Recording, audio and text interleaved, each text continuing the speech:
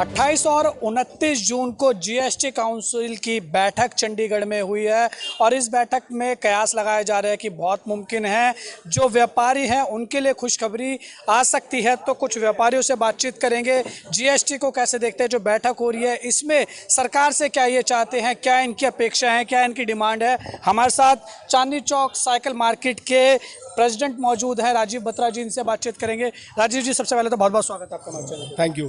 राजीव जी, 28 और 29 जून को बैठक हुई है जीएसटी काउंसिल की, निर्मला सीतारमण ने खुद इसकी अध्यक्षता करी है। सूत्रों के हवाले से खबर मिल रही है कि जो व्यापारी हैं उनको राहत दी जा सकती है, इसको कैसे? देखिए, व्यापारी इस समय काफ़ी त्रस्त है। त्रस्त क्यों है? एक तो महंगाई ने बहुत मार कर रखी है, पीछे कोरोना की मार रही है ना, नुकसान गया है। और आज की डेट में व्यापार जो तेज़ दिख रहा है गवर्नमेंट को कि हो रहा है और रेवेन्यू जीएसटी का आ रहा है, ये एक्चुअली महंगाई इसका एक बहुत बड़ा कारण है। जो जीएसटी आपका ऊपर आ रहा है, जो चीज़ 100 रुपये की आती थी आज वो 150 160 क्रॉस कर चुकी है 3 साल के अंदर। रेवेन्यू तो अपने आप ही बढ़ेगा। तो इस समय की जो ज़रूरत है वो ये ज़रूरत है कि आप इस समय आम आदमी को राहत दें और जो उसके रोज़मर्रा की चीज़ें हैं, जैसे खाने पीने की चीज़ें हैं, इनमें आप जीएसटी का स्लैब कम करें। और जो ब्रांडेड फूड आप कह रहे हैं कि उसको 12 में लेके जाएंगे, तो साफ ज़रूरी नहीं है। आज की डेट में मिडिल क्लास आदमी या लोअर मिडिल क्लास आदमी भी मैगी खाता है। कहने का मतलब ये है कि ब्रांडेड फ्रूट जो है केवल रिच क्लास के लिए नहीं है, लोअर मिडिल और मिडिल क्लास का सेगमेंट के लिए भी ज़रूरत है उसकी। तो इस वजह से मेरे हिसाब से उसको बहुत बड़ी राहत मिलेगी अगर आप इसको 5% पे ही रहने दें। दूसरा मेरा ये है कि जो 12 और 18 की स्लैब्स की कन्फ्यूजन है, इसमें बहुत प्रोडक्ट्स ग्रे एरिया में आ जाते हैं जिनका पता नहीं चलता कि 12 में करें आप या 8 में करें, 18 में करें। तो कृपा करके मेरी गवर्नमेंट से विनती है, ये दोनों टैक्स स्लैब या तो एबॉलिश कर दें या दोनों में मर्ज कर दें या एक 15 कर दें उसकी जगह, जिससे आपका रेवेन्यू का लॉस भी ना हो और हम लोगों को जो ये कन्फ्यूजन होती है व्यापारी को वो ना। और जीएसटी को लेकर के मैं आपको एक बताऊं, जब अरुण जेटली जी आए थे उन्होंने जीएसटी को डिफ़ाइन किया था गुड एंड सिंपल टैक्स। आपको एक बात बता सकता हूँ, ये सिंपल टैक्स तो किसी कोने से नहीं है। अगर कोई अधिकारी भी आज की डेट में अपनी रिटर्न भरने के लिए फॉर्म को अगर भरेगा तो वो ठीक से भर तो नहीं पाएगा, ये तो बात पक्की है, शर्त लगा सकते हैं हम इस बात पे। तो व्यापारी चाहता क्या है, एक व्यापारी क्या चाहता है, क्या डिमांड रखना चाहता है, क्या गुहार सरकार से लगाना चाहता है? देखिए, एक सबसे पहले अगर आपने दायरे के अंदर लोगों को ज़्यादा लाना है जीएसटी के अंदर, तो कॉम्प्लायंस बढ़ानी पड़ेगी। कॉम्प्लायंस का मतलब ये है कि आपको उसका सिंप्लीफिकेशन करना पड़ेगा प्रणाली का, कि आप आराम से उसको दे पाएँ। स्लैब्स को कम करना पड़ेगा, क्लियरिटी हो लोगों में। हमारे इस एरिया में कई ऐसे प्रोडक्ट्स हैं 12 में है, 18 में, समझ में ही नहीं आता। लेकिन सरकार कह रही है कि सारे टैक्स खत्म करके जीएसटी इसलिए करा है ताकि जो आप कह रहे हैं क्लैरिटी वो ज़्यादा हो जाए, जो क्लैरिफिकेशन है वो ज़्यादा हो जाए। इसको कैसे देखते हैं आप मना कर? देखिए, आप आइडिया है जब से जीएसटी आया कितने अमेंडमेंट्स आ चुके हैं, हंड्रेड्स में अमेंडमेंट्स हो चुके हैं, कॉम्प्लिकेट हो चुका है। जो जीएसटी जिस सिस्टम से आया था, जिस सोच से आया था, वो रही नहीं है। इतनी अमेंडमेंट्स आ गई हैं कि आज की डेट में हमको खुद ही नहीं पता कि हम सही कानून का पालन कर भी रहे हैं या नहीं कर पा रहे हैं, या जिसको हम अनभिज्ञ हैं। अच्छी पोस्ट में होने के बावजूद भी ज़रूरी नहीं कि हमारे को सब कुछ मालूम हो कानूनों में। और आम आदमी से उम्मीद करना कि एक मिडिल क्लास व्यापारी से या एक छोटे व्यापारी से कि वो सारे कानून जानता है, इतना आसान नहीं है। सर, आपका क्या नाम है? आप अपना नाम? अंकित गबलानी। आप क्या काम करते हैं? सर, मेरा भी साइकिलों का ही काम है। तो आप भी यानी वे छोटे व्यापारी हैं? हाँ जी, हाँ जी। तो सर, जीएसटी को आप कैसे देखते हैं? क्या सरकार से राहत की उम्मीद आपको है, अपेक्षा है?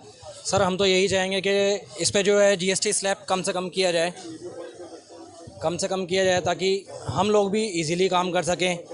टैक्स इतना है, पीछे से रॉ मटेरियल्स में इतना इंक्रीमेंट हो चुका है, क्या किया जाए? सरकार से क्या अपेक्षा रखता है, सरकार से क्या गुहार लगाएगा एक व्यापारी? सर, यही कहेगा कि हाँ भाई, टैक्स कम करे और एक लेवल पे ही लाए, वो ज़्यादा बेस्ट है। जैसे हमारे कई आइटमों में अलग अलग 5% भी है, 12% भी है, 18% भी। एक ही दुकान पे हम 3-3 स्लैब पे कैसे वो डिवाइड करेगा हमको। अच्छा, जो फूड पैकेट में मिलते हैं, जैसे अगर आप देखेंगे लेज़ हो गए या मैगी हो गई, बताया जा रहा है कि इनमें जो है वो टैक्स बढ़ाया जा सकता है। अगर ऐसा होता है तो आम इंसान को महंगाई की मार पड़ेगी। सर इससे तो सभी को पड़ेगी।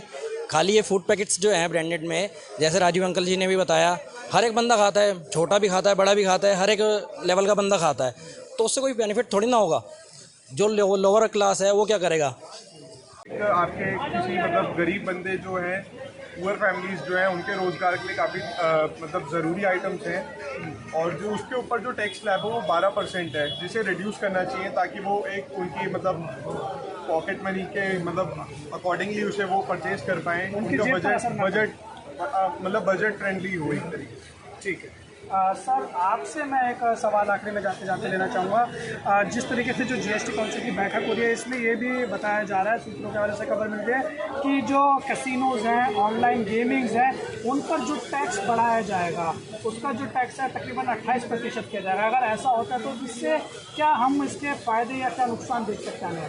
देखिए, 28% का जो लॉजिक था स्लैब का, बेसिकली इसको देखा जाए तो this is known as sin tax. मतलब सिन गुड्स जो होते हैं या जो नेगेटिव मार्केटिंग जहाँ पे करने की ज़रूरत होती है, जहाँ गवर्नमेंट नहीं चाहती कि कंजम्पशन बढ़े, उन पे हायर टैक्स ऑफ स्लैब इसीलिए किया जाता है। एक्सेसिव लग्जरी आता है, बहुत रेयर केसेस में 40% भी आता है 5 स्टार में, बहुत रेयर केसेस है, या सिन गुड्स, तो सिगरेट्स हो गए या ये चीज़ें हो गई। ये अब कैसीनो और ऑनलाइन गेमिंग के में कर हिसाब रहे से हैं। This is a welcome step, because ये है तो वो इंडस्ट्री लॉटरी में भी कर रहे हैं। हाँ, जिसको बढ़ावा नहीं देना चाहिए, है ना। लोगों को गलत पैसे की आदत पड़े या उसकी पड़े तो ये गलत है। मेरे को लगता है ये उचित स्टेप है, इसको होना चाहिए।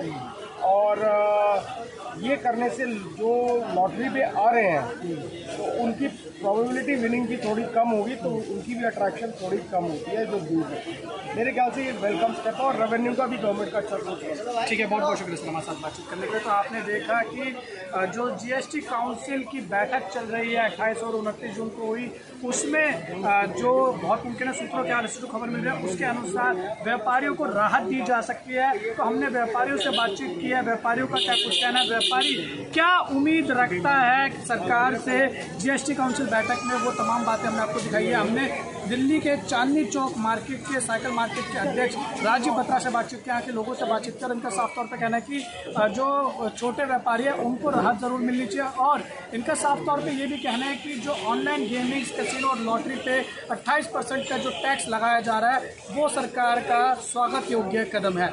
1 जुलाई 2022 आप अपनी नींद से उठते हैं और गाड़ी में पेट्रोल भरवाने के लिए पेट्रोल पंप पर पहुंचते हैं। आप पेट्रोल वाले को बोलते हैं कि 100 रुपये का पेट्रोल डाल दो। जब वो पेट्रोल डालता है तो आप देखते हैं कि गाड़ी में 1.5 लीटर पेट्रोल भरा हुआ है। आप उससे पूछते हैं कि क्या आपने ये गलती से डाल दिया है 1.5 लीटर, तो पेट्रोल वाला कहता है कि नहीं, आज से इतना ही पेट्रोल डलेगा।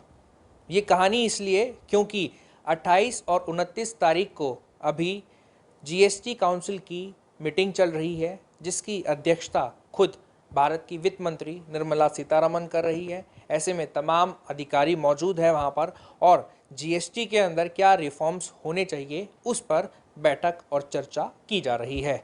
दरअसल 1 जुलाई 2017 को देश में जीएसटी लागू हुआ था, जिसके बाद टैक्स की जो डेफिनेशन थी वो बदल गई थी। ऐसे में उसके बाद भी काफ़ी रिफॉर्म्स हुए हैं जीएसटी में, लेकिन इस काउंसिल मीटिंग में क्या कुछ रिफॉर्म्स हो सकते हैं, इस पर खास बातचीत करने के लिए आज मेरे साथ मौजूद हैं सीए की एक टीम यहाँ पर मौजूद है। प्रकाश मिश्रा जी हैं, सूरज विश्वकर्मा जी हैं। उनसे बात करेंगे कि क्या इन 2 दिनों की मीटिंग में जीएसटी के अंदर रिफॉर्म्स में क्या कुछ महंगा होने वाला है और क्या कुछ सस्ता होने की क्या उम्मीद है या नहीं है। प्रकाश जी, जिस प्रकार से मीटिंग चल रही है काउंसिल जीएसटी को लेकर के, क्या लगता है आपको, क्या महंगा होगा, क्या सस्ता हो सकता है, क्या परसेंटेज में जो स्लैब है, टैक्स स्लैब है, उसके अंदर भी कुछ चेंज किया जाएगा या फिर नहीं।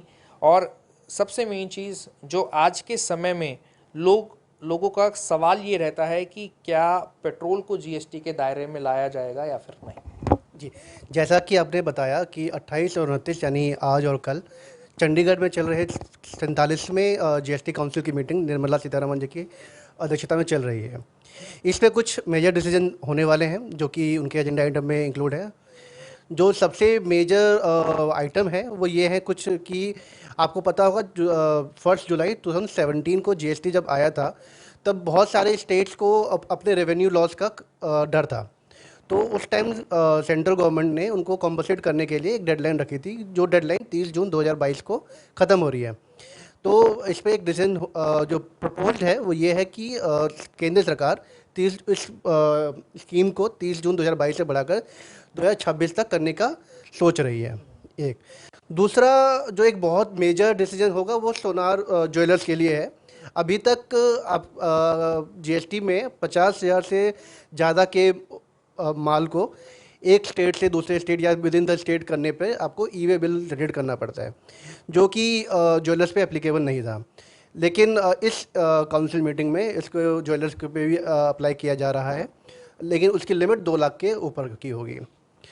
दूसरा जैसे रेट आपने पूछा कि रेट किसके कम हो रहे हैं किसके ज़्यादा हो रहे हैं, तो ऑनलाइन गेमिंग, लॉटरी, इन सब के जो जीएसटी का रेट है वो 18% से बढ़ाकर 28% करने का विचार चल रहा है।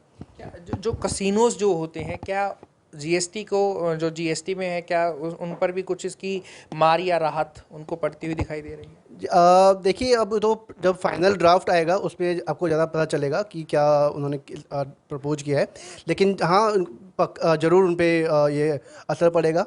लेकिन जहाँ तक मेरे को लगता है प्रैक्टिकल इशू ये है कि कसिनोज पे इतना कुछ खास फ़र्क नहीं पड़ेगा, क्योंकि वहाँ पे जो ट्रांजैक्शन होती हैं वो मोस्टली कैश में होती हैं, ना कि ट्रांजैक्शन में। लेकिन हाँ, वो असर पड़ भी सकता है। लेकिन जब फाइनल ड्राफ्ट आएगा तब आपको उसमें देखेंगे क्या फाइनल आया है। संजय जी, आपको क्या लगता है किस प्रकार से जीएसटी के रिफॉर्म्स लोगों की जेब पर असर डालने वाले हैं, और क्या कुछ ऐसे मुख्य बिंदु रहेंगे, मुख्य पॉइंट्स रहेंगे इस काउंसिल मीटिंग में से जिसकी आशा आप लोग कर रहे हैं कि हाँ ये होना चाहिए और इस प्रकार से ये होना चाहिए? देखिए, इसमें जो 47वां जो जीएसटी काउंसिल की मीटिंग चल रही है, जो मतलब first of this financial year है, इसमें मेन जो मार पड़ने वाली है जो आम जनता को पड़ेगी, एक तो जो ब्रांडेड फूड है जैसे हल्दीराम हो गया आपका, और जिससे रिलेटेड जो ब्रांडेड फूड है, इसके जो जीएसटी की रेट है 5% से इसको 12% के ऊपर प्रपोज करने वाले हैं। तो वो एक तो जो खाद्य पदार्थ हैं वो थोड़ा सा महंगे होने वाले हैं, और दूसरा इसमें जो ई वे बिल है, ई वे बिल उन्होंने जैसे प्रकाश जी ने बताया था उस पर सुनारों के ऊपर उन्होंने कंपलसरी कर दिया है, वो बियॉन्ड 2 लाख रुपीज़। और जो तीसरा जो इसमें एक और आएगा इसके अंदर ऑनलाइन गेमिंग का। अभी तक आपने सुना होगा बहुत सारे ये छोटे छोटे जो ऑनलाइन गेमिंग पोर्टल चालू हो गए हैं, ये अब तक आउट ऑफ जीएसटी कवरेज थे, मतलब लिमिटेड कवरेज के अंदर थे 18% के लिए, उसको बढ़ा के 28% करने वाले हैं। तो जो ऑनलाइन गेमिंग से जो रिवॉर्ड मिलते हैं उस पर थोड़ा सा इम्पैक्ट आने वाला है। हालांकि वित्त मंत्री का कहना ये है कि वो चाहते हैं कि महंगाई की दर जो है वो पिछले कुछ महीनों में बढ़ी है, उसको कम करने के लिए इस मीटिंग में कुछ ऐसे पॉइंट्स भी रखे जाएंगे। क्या उसके बारे में आप दर्शकों को बता पाएंगे? इसमें एक जो डिस्कशन चल रहा है पेट्रोल के ऊपर ही चल रहा है, लेकिन अब तक जो पेज फंसा हुआ है जो स्टेट गवर्नमेंट और सेंट्रल गवर्नमेंट के बीच में फंसा हुआ है, तो उसमें सेंट्रल गवर्नमेंट तो प्रपोज कर रही है कि इसको पेट्रोल को जीएसटी के दायरे में लाया जाए, जिससे आम जनता को थोड़ी राहत मिले।